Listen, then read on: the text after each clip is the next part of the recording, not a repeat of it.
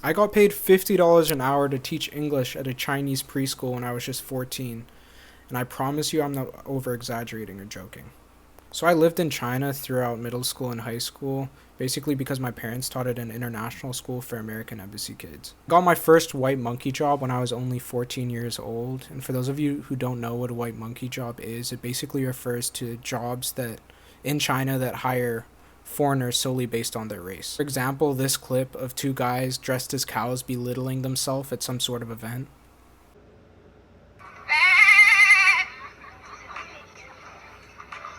Or this clip of this guy doing some sort of promotion reading from a script that makes absolutely no sense. The engineer of Neo-Dentech.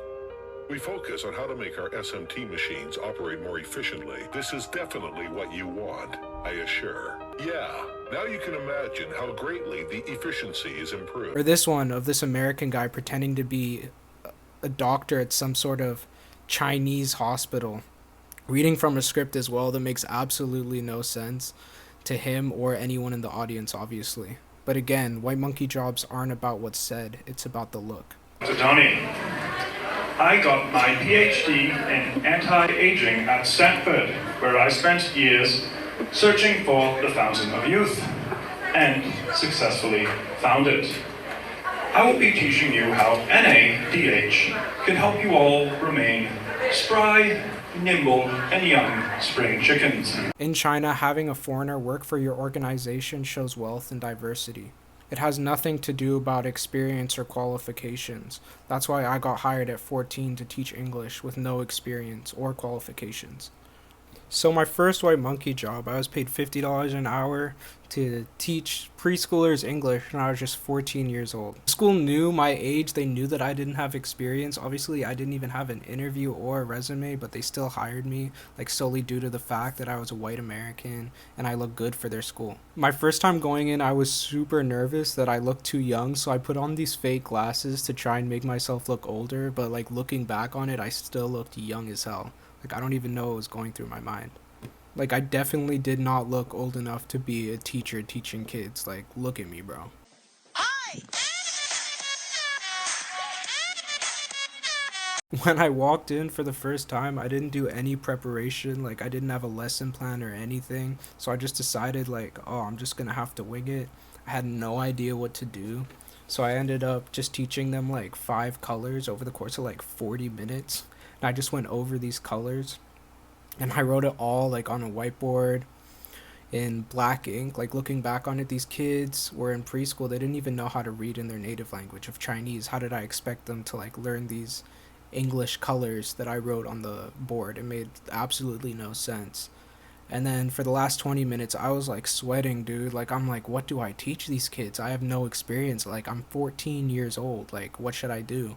So I ended up just pulling out my phone and I played Twinkle Twinkle Little Star on my phone on repeat for like 20 minutes. And I was just singing it to these kids and their mom.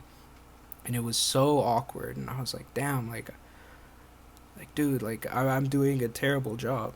And then when the hour finished, I was so happy. I'm like, finally, this is over. But I knew that I did a terrible job, you know what I mean? Like, I didn't come prepared whatsoever. So then the boss of the school, like, walks up to me, right?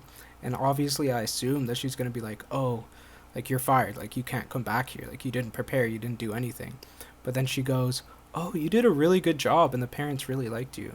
And I was hella surprised, dude. I was like, what? I just taught them 5 colors and like sang a song, the same song over and over again for 20 minutes and they liked me? And then she asked me to come back the next week and I was like, okay. So I ended up going back the next week and this time I did come a little bit more prepared. Again, like, I went over colors and I also taught them like some super simple English words like hello, how are you, and stuff like that. And then I played Mary Had a Little Lamb for like the last like 20 minutes of the class again, because again I was just super stumped on what to do. And again, at the end of this lesson, the boss woman of the school told me that she liked my lesson somehow, but I knew like that I was a terrible teacher. But I mean, I guess to them in China it doesn't matter.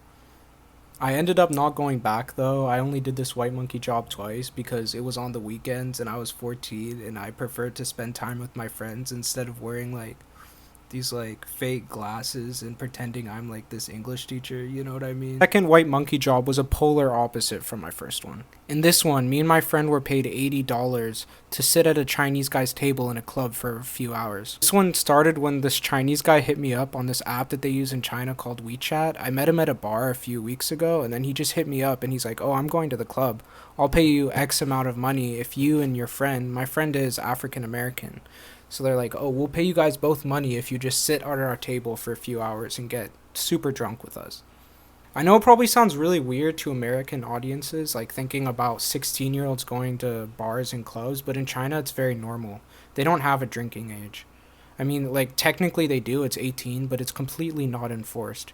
You can start drinking basically from the time that you're like 14. Like in the clubs in China, it's really weird. You'll see like babies in the clubs sometimes, and they'll be wearing like earmuffs, and their parents will just be dancing with them on the dance floor, like holding them. It's very bizarre. But anyway, me and my friend got paid a lot of money to just get obliteratedly drunk with these Chinese people, and we had a great time. Again, like, these white monkey jobs have nothing to do with who you are as a person. It's all about what you look like. Like, this guy had the assumption that he could get more girls, maybe. He would look cultured. He would look cool if he had me and my African American friend sit at his table. Funny thing with my African American friend, too, who was living in China, is like this guy, and everyone always assumed that he was a rapper.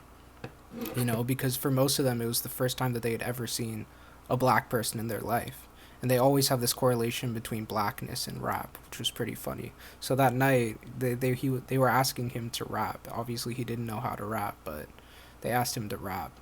I ended up doing this white monkey job one more time with the same guy a few weeks later. It was basically the same thing. He paid us the same amount. We just sat at his table, got super drunk, and just talked and played games with him. After this white monkey job, I had one more. I was paid to go to a school that was opening and literally just stand there and eat the snacks and just walk around when the parents, like prospective parents that wanted to send their kids to the school potentially, would come in, and they would be like, oh, there's a foreigner. This place must be cool. This place must be diverse. This place must be cultured. This place must be wealthy.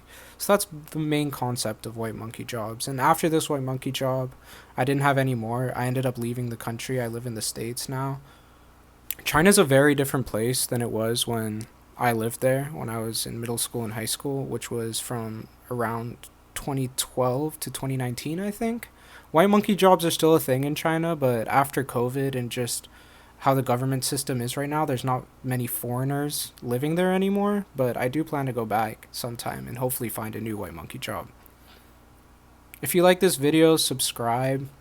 I plan on making more videos about my experiences in China. I have a lot more crazy stories, so if you like this one, give it a like and subscribe, I guess.